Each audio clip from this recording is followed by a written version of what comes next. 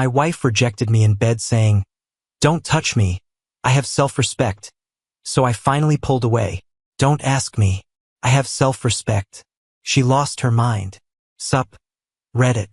My wife thought she could treat me like garbage while I funded her lifestyle, then acted shocked when I finally stopped swiping the card. Grab your popcorn and enjoy the show. Name's Dean. 36. Male. For the first 6.5 years, Grace and I had a solid marriage. Not perfect. Not flashy. Just solid. We met at a supply chain conference in Dallas. Bonded over terrible hotel coffee and even worse keynote speakers who droned on about synergy, like it meant something. She worked in event planning back then. Had her own thing going. Energy. Ambition. We dated 18 months before getting married. Bought a house in the Chicago suburbs. For bedrooms. Trim lawn. Quiet street. We did the whole American dream routine without even realizing it. And honestly, things were good. We traveled. Hit up Nashville. Austin. Took a trip to Colorado and hiked until our legs gave out. She had her friends. I had mine. Weekends were for couple stuff. Dinner at that place she loved. Movies on the couch. Normal marriage things. Nothing that would make you write a country song. But nothing that would make you call a lawyer either. Then about 5 months ago, something shifted. It didn't explode overnight. Started small. Little comments about how I never put enough effort into date nights. Eye rolls when I'd suggest cooking instead of ordering out. A new habit of correcting me in front of people like I was some kid who couldn't keep facts straight. Your friend Carter, not Carl. We went to Mexico, not Miami. You're thinking of your other job. Small stuff, petty stuff, but constant. Around the same time, her friend Monica started coming around more. Monica the realtor. White Audi. Talks like she's closing a deal even when she's just asking how your day was. Divorced twice. Collects alimony like baseball cards. Has opinions about everyone's relationship, especially ones that aren't hers. Suddenly, Grace is talking about how I don't appreciate her enough. How marriage should be a partnership with equal effort. How she deserves better treatment. Better treatment? I work 60-hour weeks managing supply chain logistics for a freight company. 60 hours. Sometimes more. I pay the mortgage on our 4-bedroom house. I paid off her student loans last year. Her car is in my name because her credit's garbage from some shopping spree phase she went through before we met. I'm not some absent husband rolling in at midnight reeking of cigarettes and bad decisions. I'm just a regular guy trying to keep things running. But I didn't push back. I figured it was a phase. Maybe she was stressed about turning 31. Maybe Monica was whispering nonsense in her ear. I stayed calm. Kept doing my thing. Figured it would pass. Didn't. 3 months ago, she quit her event planning job. Said her boss was micromanaging her. Before that, it was a coordinator position at a nonprofit she left because the hours were too demanding.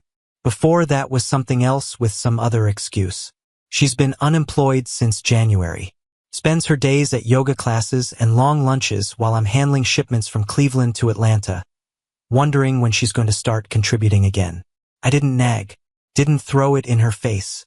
I just kept the bills paid and my mouth shut. Figured she'd find her footing eventually.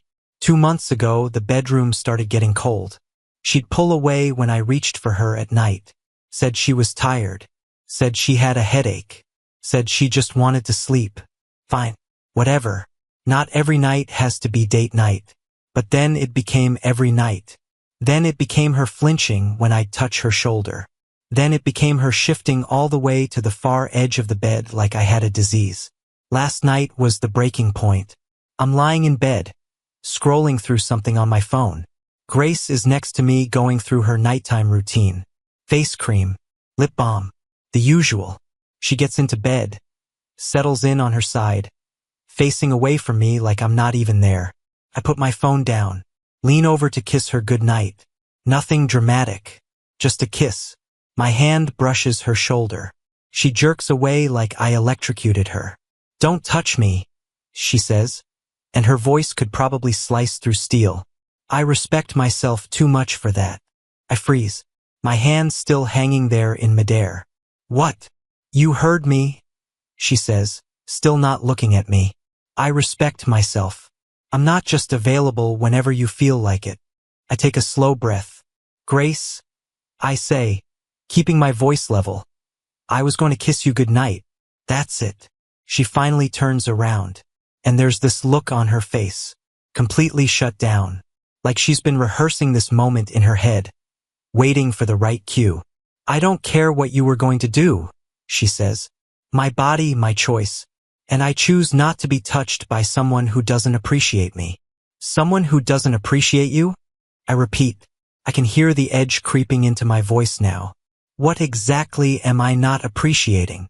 She sits up, pulling that holier-than-thou attitude she's been carrying lately around her shoulders like a cape. That's exactly the problem, Dean. You think money equals love. You don't see me. You don't value me as a person. I laugh. I can't help it. It just slips out because this is so ridiculous it's almost performance art. I don't value you? You haven't worked in 5 months. Grace, you spend your days at brunch with Monica talking about how hard marriage is while I'm sitting in traffic for 2 hours dealing with actual problems. Her face goes red. Get out. What? Get out of this bed. Sleep somewhere else. I don't want you near me. I just stare at her. For a long moment, waiting for something. A smirk. A crack in her expression. Some hint this is a joke. Some weird test.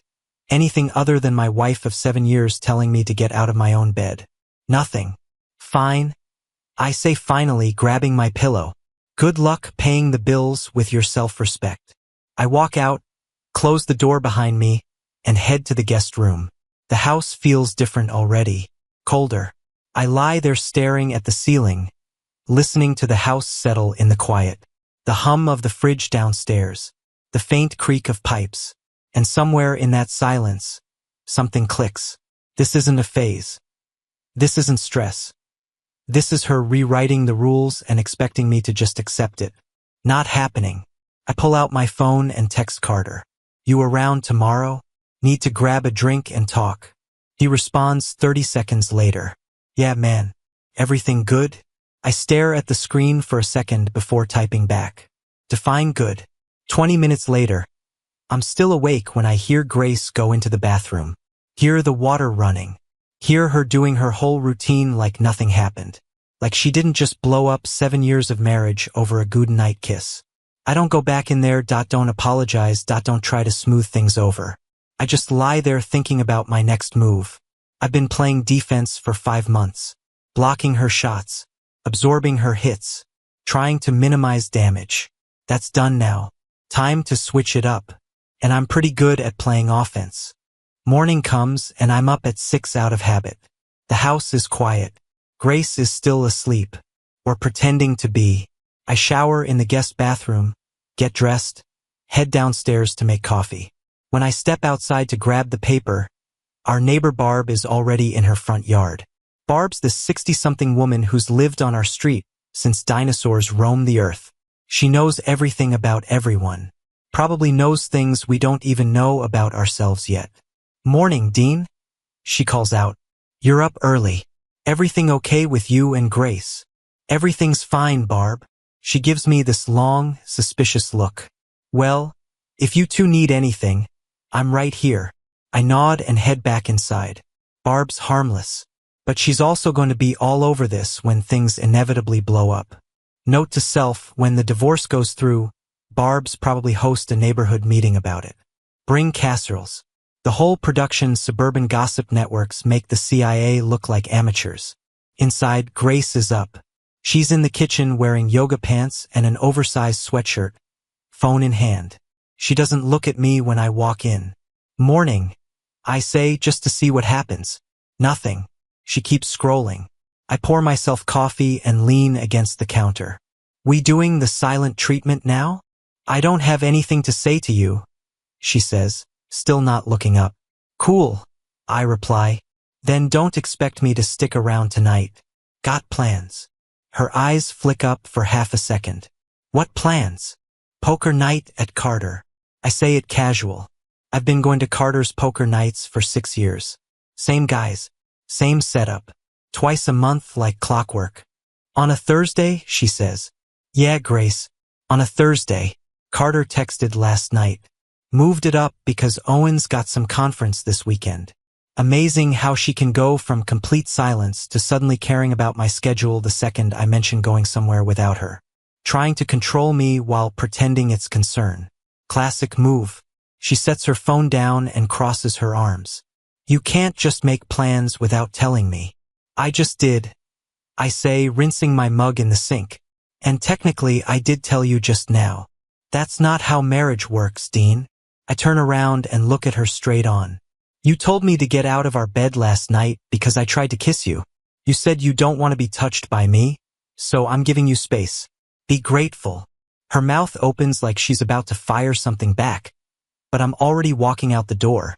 At work, I'm running on 4 hours of sleep and pure spite.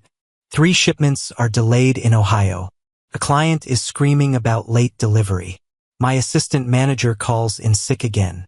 I spend 4 hours on the phone fixing other people's problems. Then another 2 sitting in a planning meeting that could have been an email.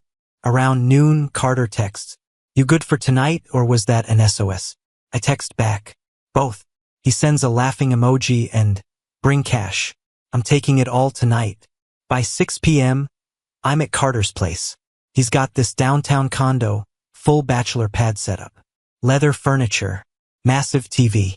Proper poker table in the corner like he's running a small casino. Owen's already there, quiet as usual, setting up his chips with military precision.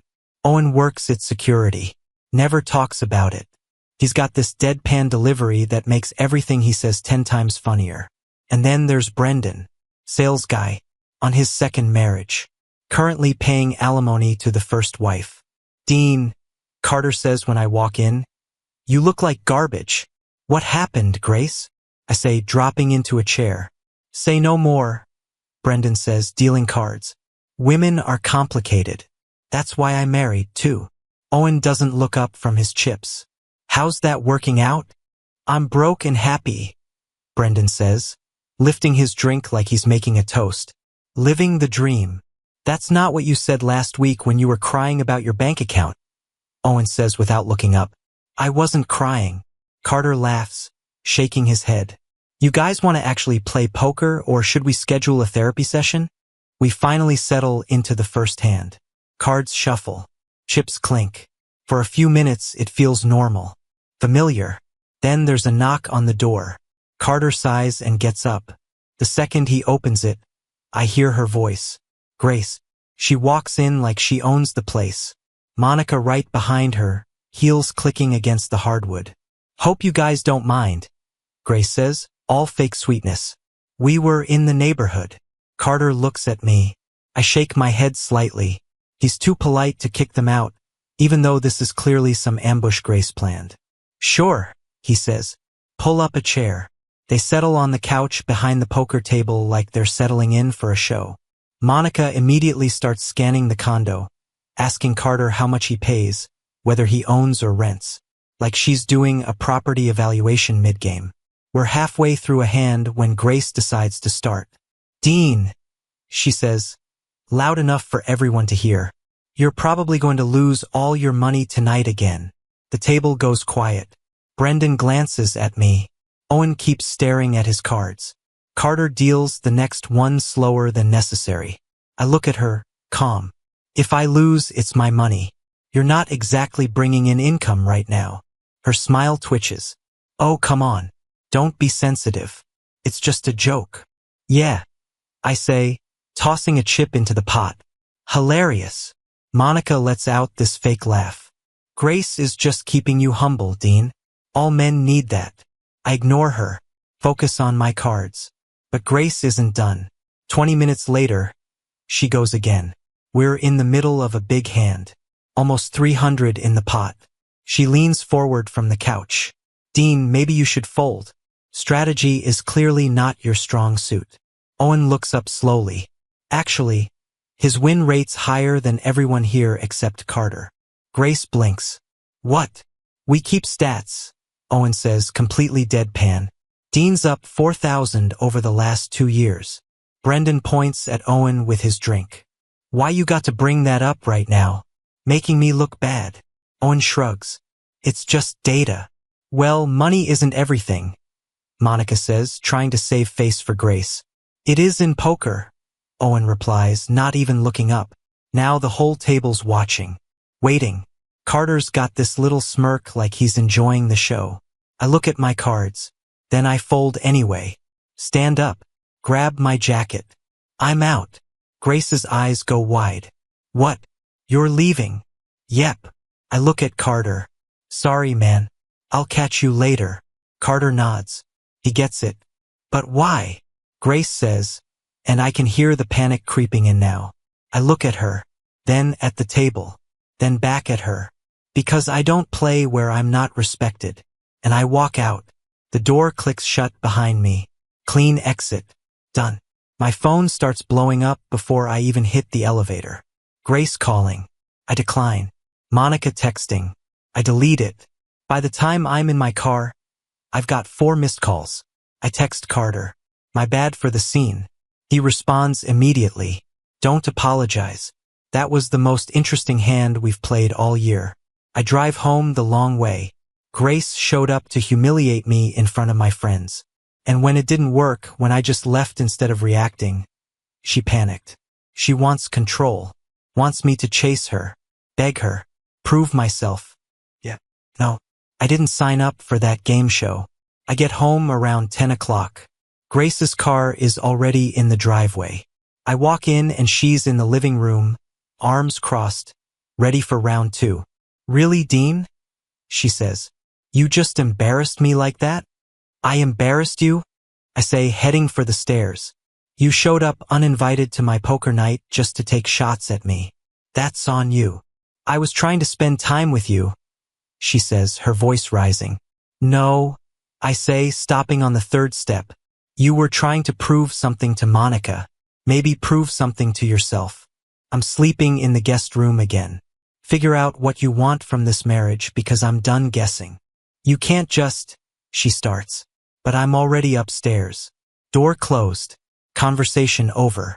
I lie there in the dark, staring at the ceiling again, thinking about next steps. This isn't fixable. This is broken at the foundation. Tomorrow I'm calling a lawyer. The next morning, Grace is gone before I wake up. No note, no text, just an empty house. Fine by me. I make breakfast. Actually enjoy the silence. No tension. No passive-aggressive comments. Just quiet. I head to work without any drama. Around noon, my phone rings. Unknown number from Milwaukee. I almost let it go to voicemail, but something tells me to answer. Dean. A woman's voice says, sharp and judgmental. It's Caroline. Caroline, my mother-in-law. A woman who's never liked me and has been taking shots at our marriage for 7 years at every family dinner. Hi, Caroline. I say, keeping my voice neutral. Grace called me this morning. She's very upset. You've been emotionally distant. Sleeping in another room. I was at poker night. Caroline, my poker night. She showed up uninvited. She says you've been hostile to everyone. Grace deserves better than this. Caroline, if she deserves better, tell her to go find it. I'm done being lectured by you. How dare you? I hung up. That evening, I'm sitting on my porch with a soda, trying to let the quiet settle in my chest, when Barb materializes from nowhere. Saw Grace leave with suitcases this morning, she says. Everything okay? She went to her mother's, I say, taking some space. Barb sits down on my porch steps uninvited, like she belongs there. It's about who's willing to be more stubborn. You want this to work? Outlast her. I'm not trying to outlast anyone, I say. I'm just tired of being the enemy in my own house. She stands up, brushes off her hands, then maybe stop defending and start attacking. She walks away before I can ask what that means. Grace comes back 2 days later with her mother in tow. Caroline walks in like she owns the place. Immediately starts rearranging throw pillows. Dean, she says, barely looking at me. We need to talk. No, we don't. I say this is between me and Grace. I'm her mother. I have a right. You're a guest in my house, Caroline. Act like it or leave. Her face goes purple. Grace jumps in. See, this is exactly what I'm talking about. He's hostile to everyone. Your mother just walked into my house and started criticizing me within 30 seconds because someone needs to, Caroline says. I grab my keys. I'm going to Wisconsin for the weekend. You two can have the house. You can't just leave, Grace says. Watch me.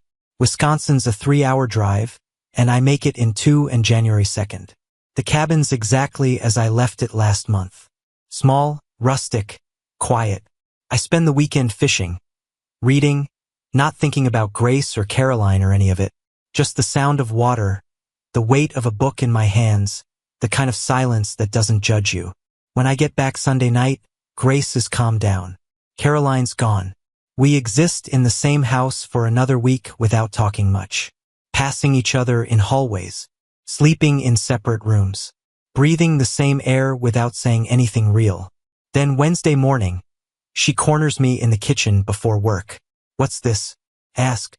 Marriage counseling, she says. I found someone. We have an appointment Friday. I'm not going, I say. Dean, we need help. No, Grace. You need to decide what you want from this marriage because I'm done being your emotional punching bag while you figure yourself out. I'm trying to fix this, she says, getting louder. By ambushing me with appointments I didn't agree to? By bringing your mother here to attack me? That's not fixing anything. My phone buzzes. Text from Carter. Monica's throwing a barbecue Saturday. You and Grace invited. Should I make an excuse for you? I text back. I'll be there. This is going to be fun. Saturday comes and we show up to Monica's house separately. I get there first. Grab a spot with Carter and Owen near the grill. Monica's backyard is ridiculous. In-ground pool with a waterfall feature, outdoor kitchen with 3 different grills. Professional landscaping divorce settlements apparently pay well. Brendan's there too, holding court near the drink cooler with some story about a client who bought 30 hospital beds cash. Grace shows up 20 minutes later with Caroline and tow because of course she brought her mother. They make a beeline for Monica and 2 other women I don't know. All of them immediately start that high-pitched cackling that sounds awful. This is going to be a disaster, Carter says, watching them. Yep, I say, taking a drink. Should have stayed home. Why'd you come? Owen asks. Curiosity, I say. Want to see how bad it gets. Brendan walks over with a plate loaded with burgers. Your wife's giving you the death stare from across the yard. We're about an hour in. Food's on the grill. People are mingling when Monica calls out across the yard. Dean, she yells. Can you help Grace bring out the dishes? It's not a request, it's a command. Loud enough for everyone to hear. A test to see if I'll jump when she snaps her fingers. Half the yard turns to look. I look at her, then at Grace, then back at my conversation. No thanks, I say. I'm good. Dead silence spreads across the yard. Monica's face goes through about 5 emotions in 2 seconds. Shock, anger, embarrassment, more anger. Excuse me, she says. You've got 2 legs and 2 arms, I say. Voice completely casual. Pretty sure you can handle dishes without me. Grace jumps in now, sounding tense. Dean, don't be rude. No, I say, still not moving. I'm just not taking orders at a party. If you need help, ask like an adult. Don't announce it like I'm the hired help. Caroline steps forward now from wherever she was lurking, pointing at me like I'm a disobedient child. You will not speak to these women like that. I stand up now, hand my drink to Carter. Actually, Caroline, I'll speak however I want. This isn't your house. You're not my mother. And I'm done pretending you have any authority over me. The yard's completely quiet now. Even the kids stopped running around. A guy with grill tongs stands there frozen in midair. Eli's trying to disappear into his lawn chair. Grace's face is red. You're embarrassing me. No, I say, walking toward my car. You're embarrassing yourself. I'm just refusing to participate. Have a great party. I leave. Second party. Second exit. I'm developing a signature move. My phone explodes before I'm out of the driveway. Grace calling. Monica texting. I ignore all of it. 3 exits from 3 events in 2 weeks. At least I'm consistent. I drive to a restaurant, grab dinner alone, watch a game on TV. My phone keeps buzzing. Finally, I shut it off and enjoy the silence. When I get home around 9 o'clock, the house is empty. There's a note on the counter. Staying at Monica's tonight. We need space. I crumple the note and toss it. Space. Sure, whatever helps her sleep at night. Monday morning, I call Janet. Carter gave me her number months ago just in case. She's a divorce attorney. I need a consultation, I tell her assistant. She's got an opening Wednesday at 2, the assistant says.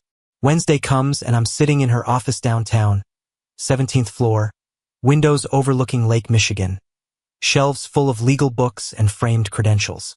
Janet's in her late 40s, salt and pepper hair pulled back, doesn't miss a thing. Tell me what's happening, she says. I lay it all out.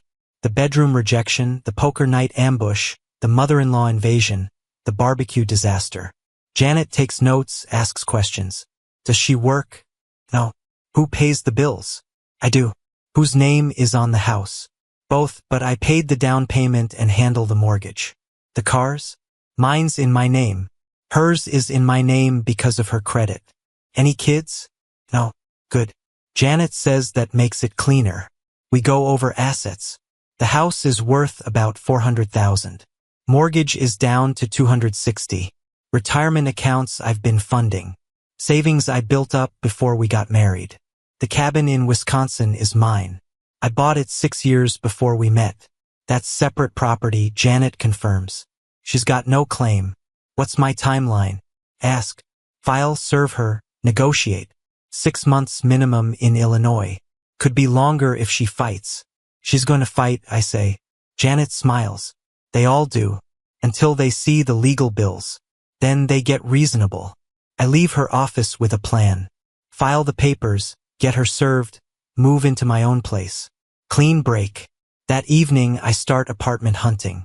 Find a place in the city. 1 bedroom, 12th floor, parking included. Sign the lease that night. Move-in date is 2 weeks from Friday. I don't tell Grace. She'll find out soon enough. The next 2 weeks, I'm preparing, moving my stuff to storage, organizing documents, transferring money to accounts only in my name. Grace is too busy with Monica to notice. She's barely home anyway. I'm sleeping in the guest room every night. We barely speak. She leaves passive-aggressive notes. I leave cash on the counter and go to work. Barb catches me loading boxes into my truck one morning. Moving out? She asks, not even trying to be subtle.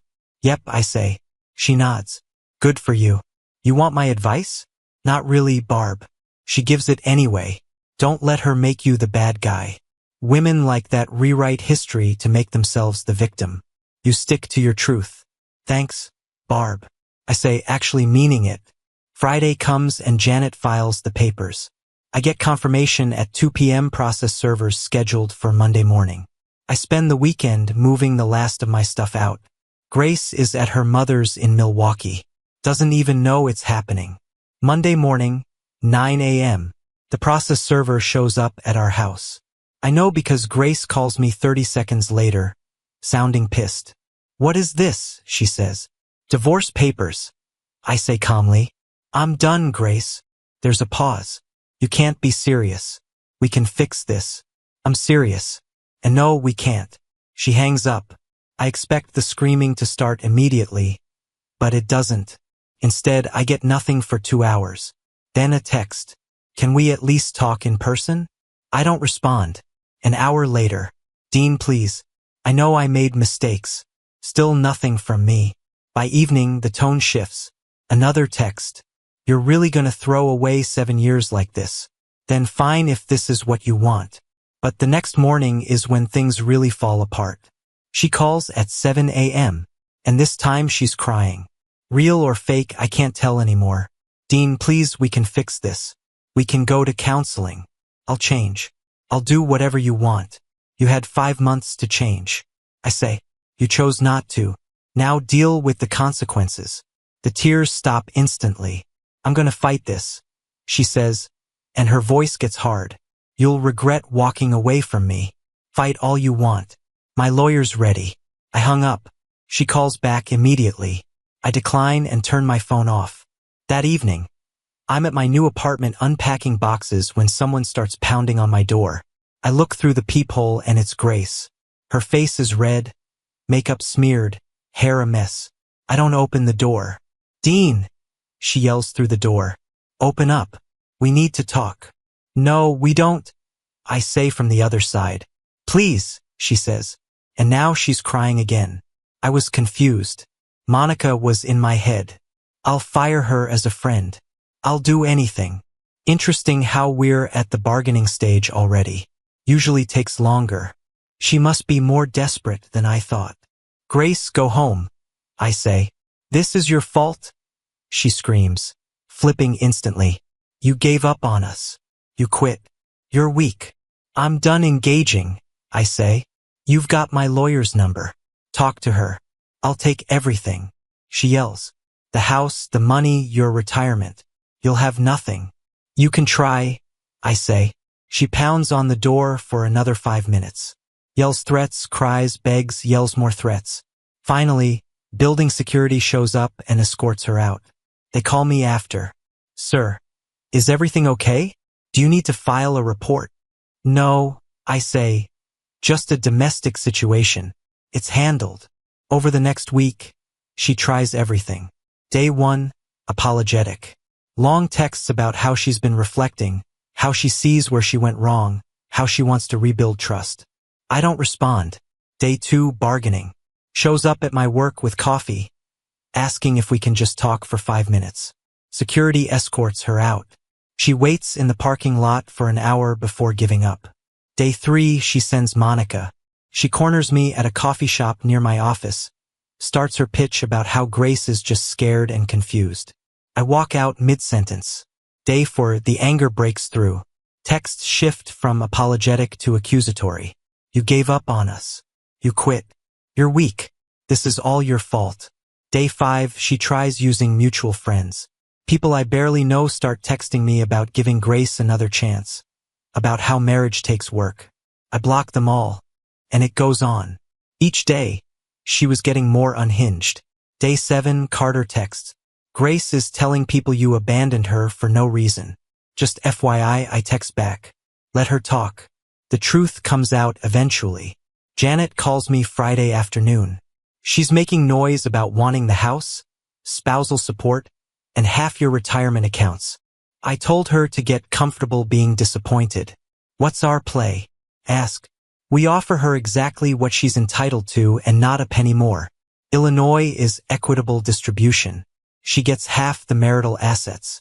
That's the house equity and retirement contributions made during marriage. No spousal support because she's capable of working. She can take it or we go to court and she pays legal fees. Sounds good to me, I say. By week 3, Grace is getting desperate. She starts posting on social media about betrayal and broken trust. Vague posts that are clearly about me.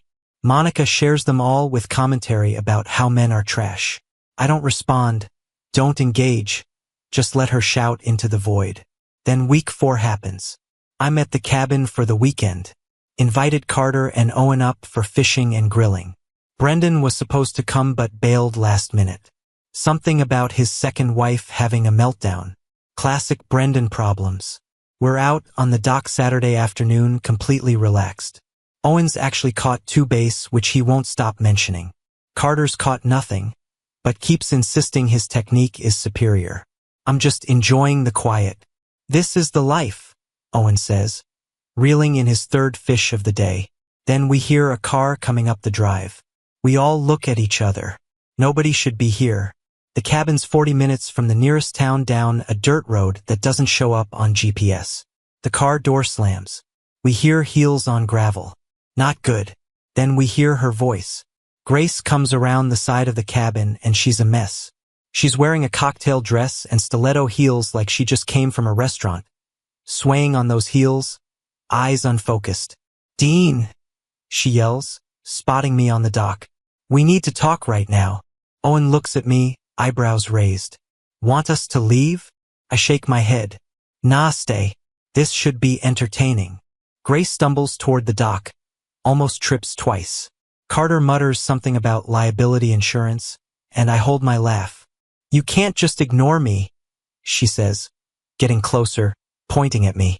I'm your wife. You're my soon-to-be ex-wife, I say, not moving from my chair. And you're trespassing. This is my property. She stops at the edge of the dock, wobbling in her heels. The dock's only 5 feet wide, and she's taking up most of it. I came all the way here to make you listen to me. I'm not interested, I say. Go home. You ruined my life. You gave up on us.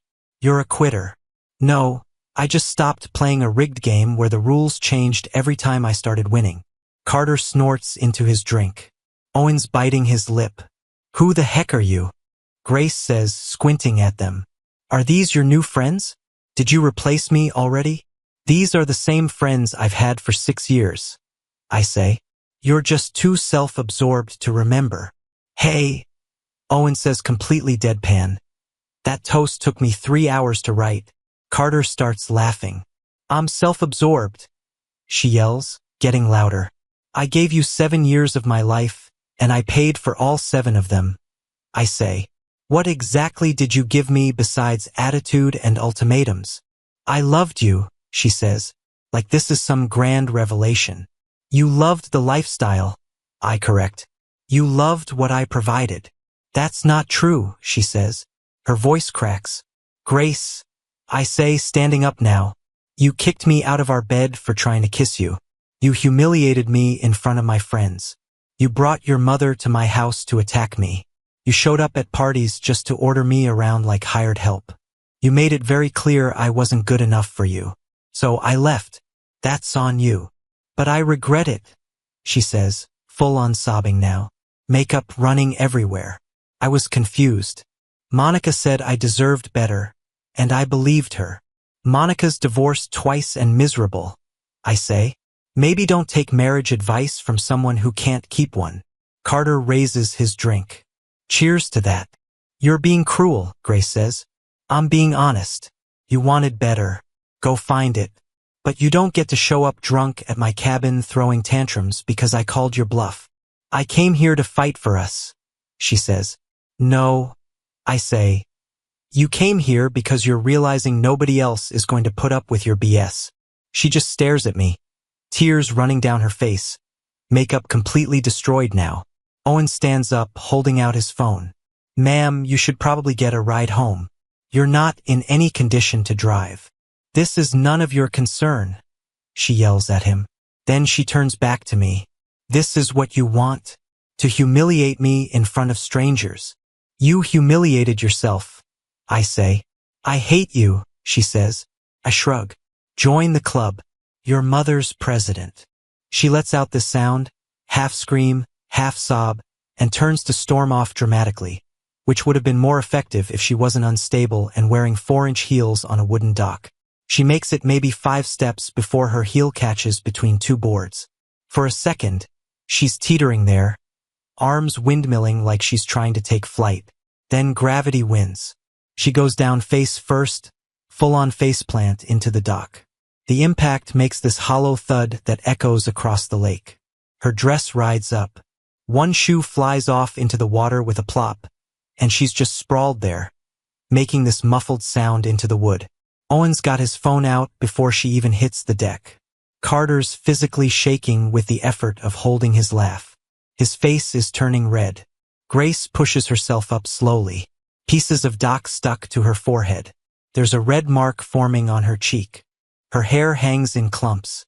She looks like she just lost a fight with a ceiling fan. Screw all of you. Did you just take pictures? Did you? Video? She slurs at Owen, still on all fours. Actually, Owen says, delete it right now. Owen looks at his phone, swipes a few times. Nope, I don't think I will. This is quality content. Carter loses it. Just starts laughing. Deep gasping laughs. The kind where you can't breathe.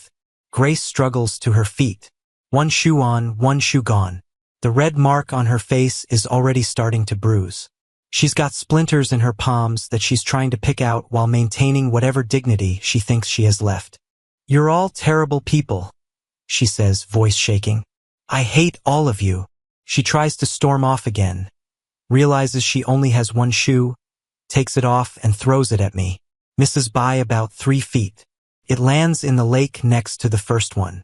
Well, now you're littering, Owen observes. Should we call the DNR?